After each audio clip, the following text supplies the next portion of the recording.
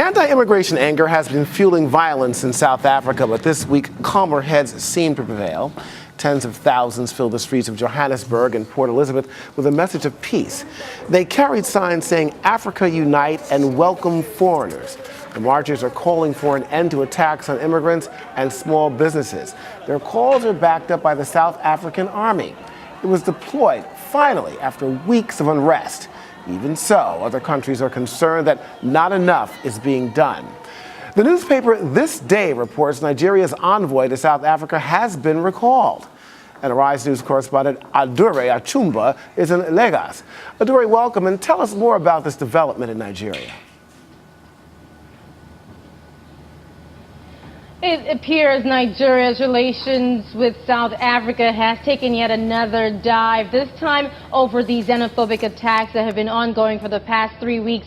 7 people have died in those attacks. So far, no Nigerian has been listed amongst the dead, but about 50 Nigerians living in South Africa have been affected. They've lost their homes, they've lost their businesses, and of course, they are very scared for their lives. In fact, the Nigerian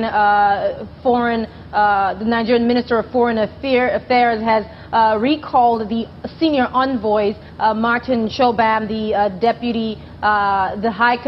acting High Commissioner in Pretoria, and Ms. Okeke, the Deputy Commissioner in Johannesburg. They've been called back to Nigeria for consultations over the issue, and definitely South Africa is also not happy about that. Adaure, meanwhile, the Nigerian government went after Boko Haram in the Sambisa forest this week. How's that going? That's right. The offensive on the Sambisa forest is still ongoing, according to military sources, but it has had some hiccups along the way.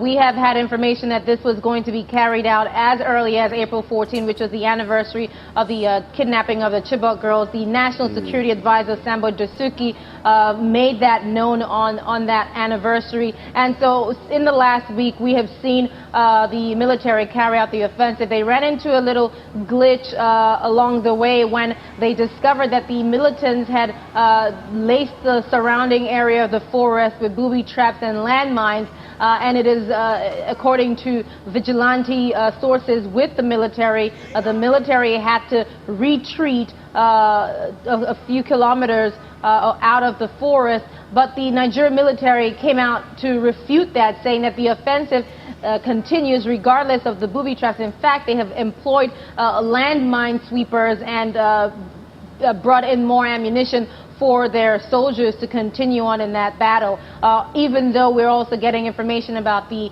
loss of another town, Marte, back to Boko Haram. It was invaded by about 2,000 Boko Haram insurgents, according to witnesses. And so just to give you an idea of the back and forth that is going on as well, even though it is believed that Sambisa is supposed to be the last stronghold of Boko Haram, it is clear that the insurgents still have wider reach in that area. Obviously, a give-and-take situation over there and ongoing as well. We'll keep our eyes on that. We've also been keeping our eyes on the Nigerian elections there that you folks over there have so aptly reported on very well. The regional elections, Adaure, what's going on with those right now? Because those are very important and key. That's right. The regional elections, we're talking about Togo and Benin, and also in in Burundi. Again, the elections are throwing up one very important issue that's sort of plagued African democracies, a third-term bid that we're seeing a lot of the African presidents wanting to go, many of them subverting the constitutions of their country to pursue the third-term agenda. In Togo, we're seeing a dynasty that has been in power since 1967 with Nasibe Eyadema, the father of the current president of Togo,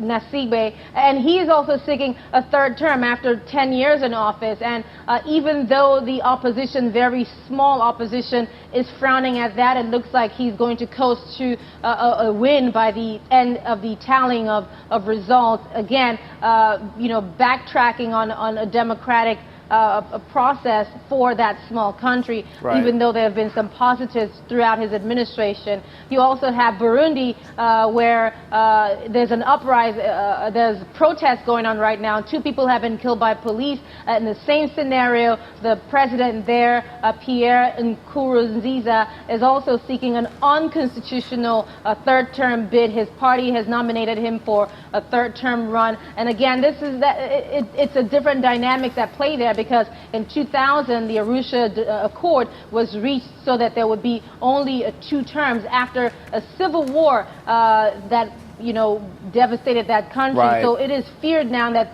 his attempt to get another third term might throw the country into unrest. Thank you so much. We've covered a lot of ground here. Adaure Achumba, thank you so much for being with us today.